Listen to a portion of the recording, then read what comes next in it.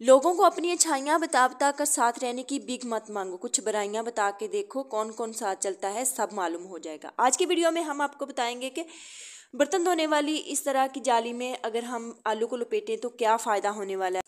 अगर हम आटे पर कोलगेट डालें तो हमारा कौन सा बहुत बड़ा मसला हल होने वाला है। उसके अलावा जी इस तरह के गंदे गंदे शूज़ को बिना हाथ लगाए बगैर रगड़े हम किस तरह से मिनटों में साफ़ कर सकते हैं, आपको लाइव प्रूफ दिखाया जाएगा। ये देखें और आगे देखिए वीडियो में हम किस तरह इनको बिल्कुल 5 मिनट में साफ़ करेंगे। और उसके अलावा जी होगा मटरों के हवाले से बहुत सारी टिप्स जो आपको यूट्यूब में कभी किसी ने नहीं बताई होंगी, पहली दफ़ा आपको मालूम होने जा रही हैं।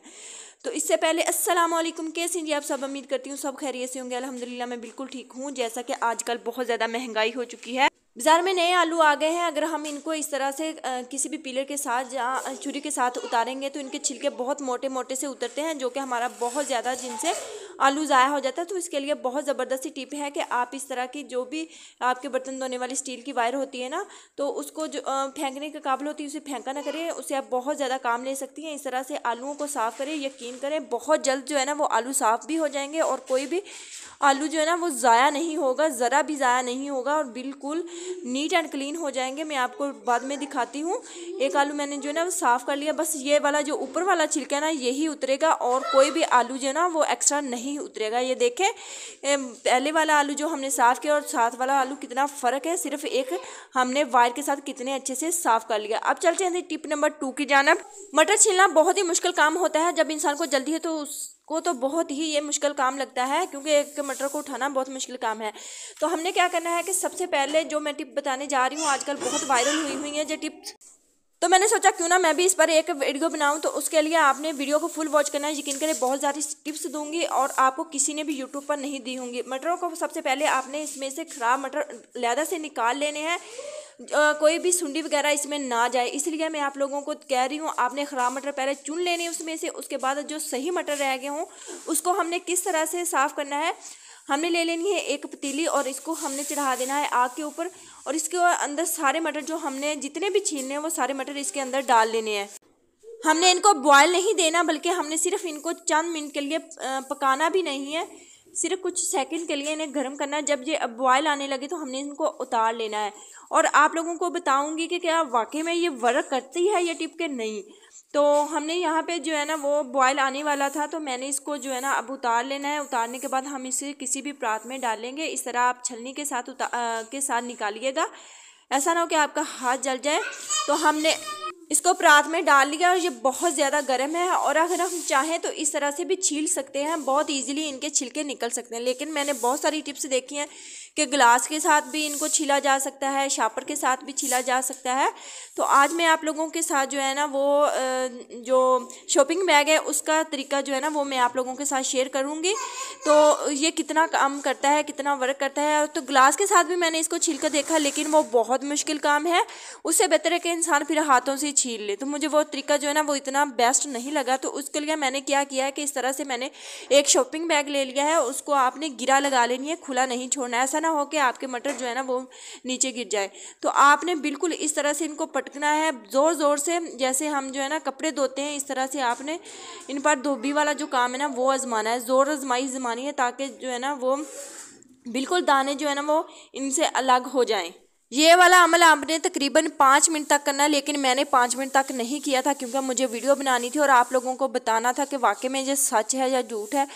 इससे क्या हो जाता है कि मटरों के दाने जो होते हैं ना वो इतने ज़्यादा नहीं निकलते, लेकिन एक इनका फ़ायदा ये हो जाता है कि इसमें से ना बहुत इजी हो जाता है। किलो मटर को जहाँ पे हम आधा घंटा लगा के छीलते थे, ये सिर्फ 10 मिनट लगेंगे और आपके मटर जो ना बिल्कुल छीले जाएंगे, इतने नरम हो जाते हैं। यकीन करें बहुत इजी तरीका है, बाद में हम इनको हाथों से ही हमें छीलना पड़ेगा।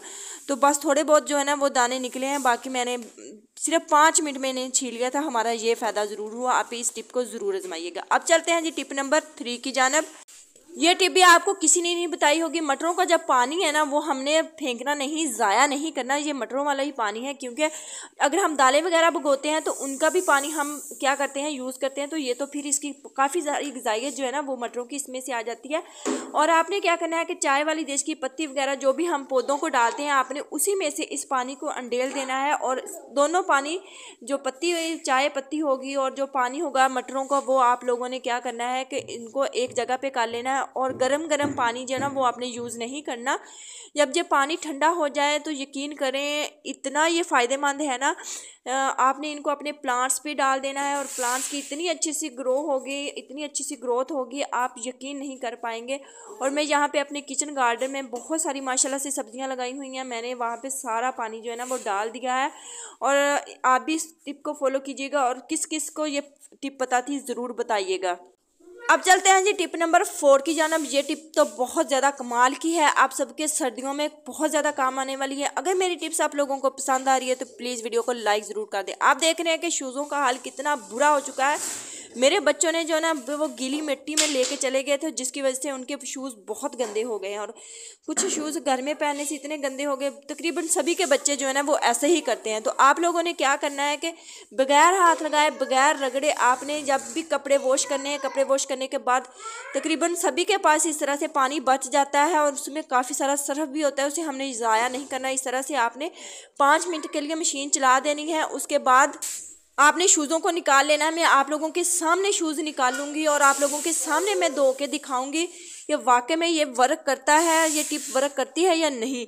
तो यकीन करें इतना इजी है और आपको कोई एक्स्ट्रा से कोई भी चीज़ नहीं डालनी पड़ेगी, बस उसी पानी में आप इसको साफ़ कर सकती हैं। ये देख आप लोगों के सामने मैंने मशीन से जो है ना वो शूज़ निकाले हैं और मैंने अब आप लोगों के सामने मैं वॉश कर रही हूँ। इतने इजी तरीके से, इतनी आसानी से ये साफ़ हो गए हैं।